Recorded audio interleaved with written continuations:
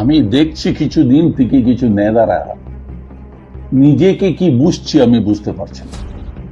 এই দু তিনটা নেতা এই জেলাতে আর নেতা নেই নাকি? এরা এই জুমা 8 দিনে আসছেন, নতুন করে পদ পাইছে বলে কি আপনি আমাকে বিরাট হরিদাস পাল মনে করেছে নাকি? সোশ্যাল মিডিয়ায় পশ্চিম বর্ধমান জেলার শাসক দলের সভাপতি নরেন্দ্রনাথ চক্রবর্তীকে সরাসরি আক্রমণ করলেন ভি শিবদাসন দাসও, জানিয়ে এই মুহূর্তে সরগরম রাজনীতি। 26 বিধানসভা নির্বাচনে জেলা সভাপতি নরেন্দ্রনাথ চক্রবর্তী যখন এই জেলার ৯-৯-৯ জয় স্লোগান তুলে ৯টি আসনে জোড়াফুল প্রার্থীদের জয়ী করার লক্ষ্য নিয়ে মাঠে নেমেছেন, ঠিক তখনই জেলা শাসক দলের অন্যতম মুখ ভি শিবদাসন দাসু নরেনকে সরাসরি আক্রমণ করেছেন। আর যার অ্যাডভান্টেজ নেওয়া শুরু করেছে প্রধান বিরোধী দল বিজেপি। পশ্চিম বর্ধমান জেলার রাজনৈতিক অন্দরে কান পাতলে মলয় ঘটকের সঙ্গে ভি শিবদাসনদের দূরত্বের কথা শোনা যেত।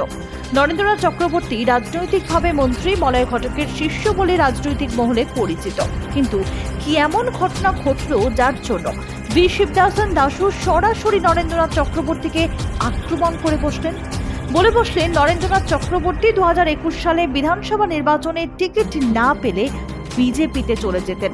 শুধু তাই নয়, রাজ্যের বিরোধী দলনেতা তথা বিজেপির এই রাজ্যের অন্যতম প্রধান মুখ শুভেন্দু অধিকারীর সঙ্গে নরেন্দ্রনাথ চক্রবর্তীর যোগাযোগ আছে বলেও চাঞ্চল্যকর অভিযোগ তুলেছেন পশ্চিম বর্ধমান জেলার প্রাক্তন তৃণমূল জেলা সভাপতি। ফোনে তার প্রতিক্রিয়া নিতে গেলে তিনি কিন্তু সেই কথা থেকে সরে এসে জানিয়ে দেন, সংবাদ মাধ্যমকে আমি এই কথা বলবো না, আমার যা বলার পার্টি যদি আমাকে এবং নরেন চক্রবর্তীকে ডাকে তাহলে সেখানেই বলবো। আপনার বক্তব্য নিয়ে সত্যি কি নরেন চক্রবর্তীরা শুভেন্দু অধিকারীর সঙ্গে সম্পর্ক রাখে? আমি আমার পার্টি জিজ্ঞেস করবে, পার্টির সঙ্গে কথা বলবো, আমার নেতৃত্বের সঙ্গে।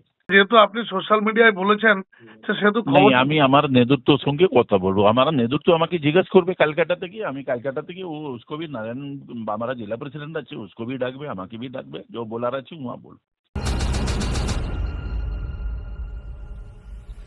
যদি তাই হয় তাহলে শাসক দলের বহু নেতা কর্মীর প্রশ্ন, ভি শিবদাসন দাসও নরেন্দ্রনাথ চক্রবর্তীর বিরুদ্ধে অভিযোগ সোশ্যাল মিডিয়াতে না ছড়িয়ে কেন দলের উচ্চপদস্থ নেতাদেরকে জানালেন না? দলের বহু নেতা কর্মী বলতে শুরু করেছেন, নরেন্দ্রনাথ চক্রবর্তী তৃণমূল কংগ্রেসের লড়াই আন্দোলনের মধ্যে দিয়ে আজ নেতা হিসেবে নিজেকে প্রতিষ্ঠিত করতে পেরেছেন। রাজ্যে যখন প্রধান বিরোধী দল ছিল তৃণমূল কংগ্রেস, তখন এই পাণ্ডবেশ্বর ব্লকে বাম জমানায় বিপিএল দুর্নীতি নিয়ে প্রথম বৃহত্তর আন্দোলন দেখা গিয়েছিল নরেন্দ্রনাথ চক্রবর্তীর হাত ধরে। শুধু তাই নয়, কর্মীরা অনেকে আরো বলছেন, পাণ্ডবেশ্বর কলেজ নির্বাচনে তৎকালীন খনি অঞ্চলের বাম নেতাকর্মীদের হাতে বহুবার আক্রান্ত হয়েছিলেন এই নরেন্দ্রনাথ চক্রবর্তী। তার মাথায় মারাত্মক আঘাত করেছিল বাম জামানায় শাসক দলের লোকজন। দলের নেতাকর্মীদের একাংশের অভিমত, ভি শিবদাসন দাসও দলের একজন নেতা, কারো সম্পর্কে তার অভিমান থাকতেই পারে, কিন্তু তার মতো দায়িত্বজ্ঞান সম্পন্ন একজন সংগঠক কিভাবে একজন জেলা সভাপতির নামে সোশ্যাল মিডিয়ায় এই রকম দায়িত্বজ্ঞানহীন বক্তব্য পেশ করতে পারেন? দলের নেতাকর্মীরা এমন প্রশ্ন তুলেছেন যে তিনি মমতা বন্দ্যোপাধ্যায়ের প্রতি নিজের দায়বদ্ধতার কথা ভিডিওতে জানিয়েছেন। তাহলে সেই দলনেত্রী মমতা বন্দ্যোপাধ্যায় মনোনীত জেলা সভাপতি নরেন্দ্রনাথ চক্রবর্তীর বিরুদ্ধাচারণ করে তিনি কি কার্যত মমতা বন্দ্যোপাধ্যায়কেই চ্যালেঞ্জের মুখে ফেলে দিলেন না? ভি শিবদাসন দাসের এই বক্তব্যে শুধুই কি জেলা সভাপতির মর্যাদা ক্ষুণ্ণ হলো, নাকি তিনি এখনো যে দলের নিজেকে একনিষ্ঠ সৈনিক বলে দাবি করছেন সেই দলেরও বিরাট ক্ষতি করে বসলেন? এমন প্রশ্ন তুলছেন শাসক দলের অনেকেই। নিউজ আন্টের প্রতিনিধিকে ফোনে ভি শিবদাসন দাসু ঠিক কি বলেছেন আরো একবার শুনুন। আপনার বক্তব্য নিয়ে সত্যি কি নরেন চক্রবর্তীরা শুভেন্দু অধিকারীর সঙ্গে সম্পর্ক রাখে?